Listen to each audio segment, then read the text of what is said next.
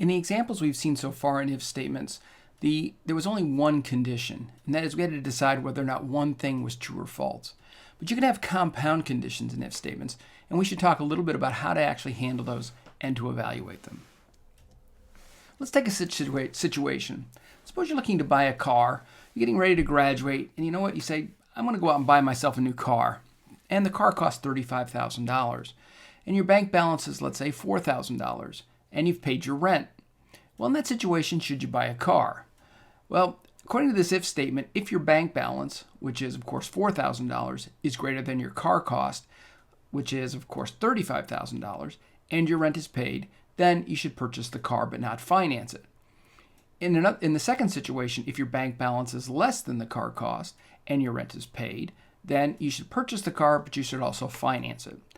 In any other situation, you should either not purchase the car or finance it. In this situation, since your bank balance is $4,000, the ELIF condition will actually fire because $4,000 is less than the car cost and your rent is paid. So in this situation, your system would recommend purchasing the car, but also financing it. So you can see in this situation, there are multiple things that need to be handled. You'll notice that in the previous condition, I used the word and. Let's take a look here. If bank balance is greater than car cost and the rent is paid. According to the truth tables, when you use an and, both conditions must be true for the whole thing to evaluate to be true.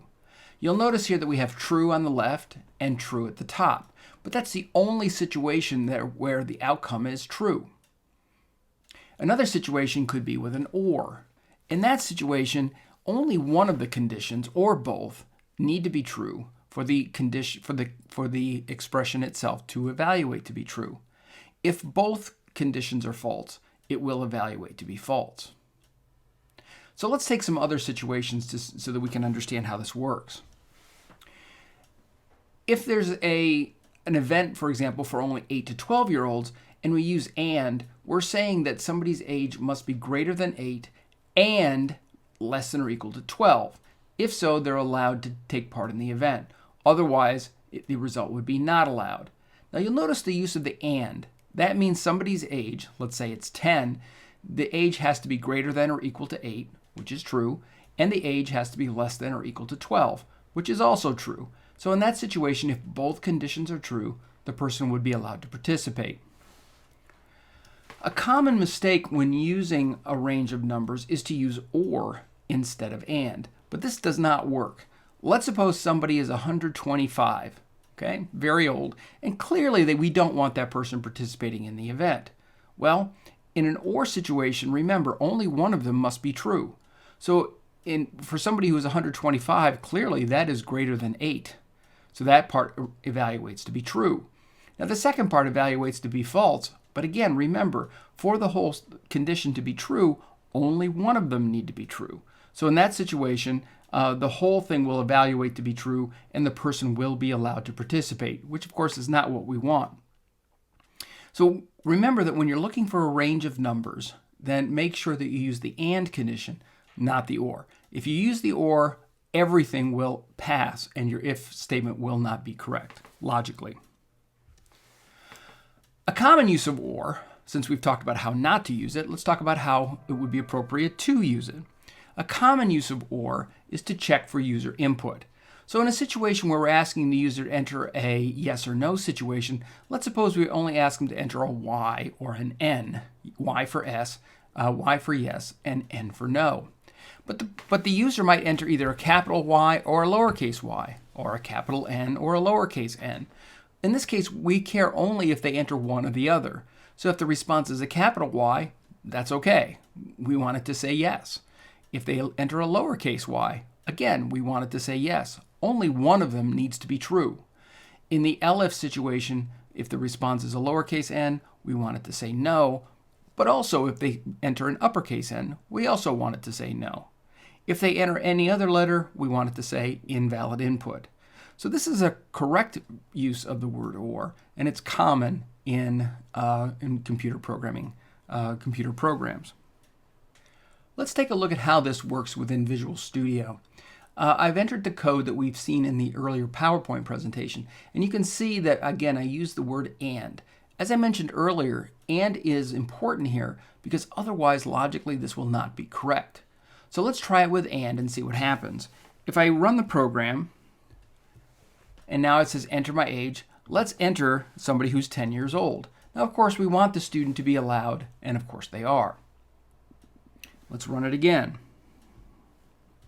And now let's put in the 125-year-old.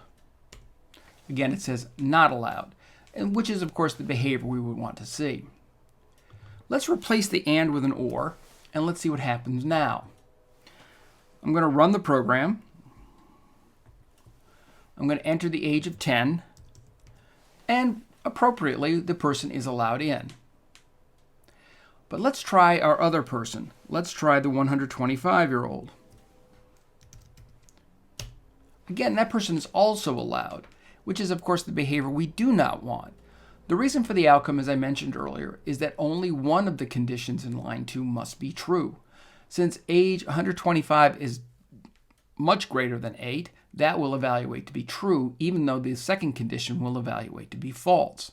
But true or false evaluates to be true. So therefore, line 3 prints, and line 4 and 5 are skipped. That's not the behavior we want, so the correct operator here is to use an and, not an or. Now let's take a look at the other situation with the y or the n. Here I'm using an or. So again, only one of the conditions needs to be true for the whole thing to be true. So let me go ahead and run it. And let's enter a y, a lowercase y. And the result is you said yes, which is of course what we would expect. Let's run it again. And this time let's enter a capital Y. Again, it says you said yes, which again is what we want. This is the behavior we want, and you'll notice that we can enter either an uppercase Y or a lowercase y. Python will accept either. And of course, if I run and I use an uppercase N for the response, it will also come back and say, you said no. Now let me try another letter. Let's try a letter that is not handled by the program. Let's try the letter P. If I enter P, it will come back and say invalid input, which is, of course, what I want.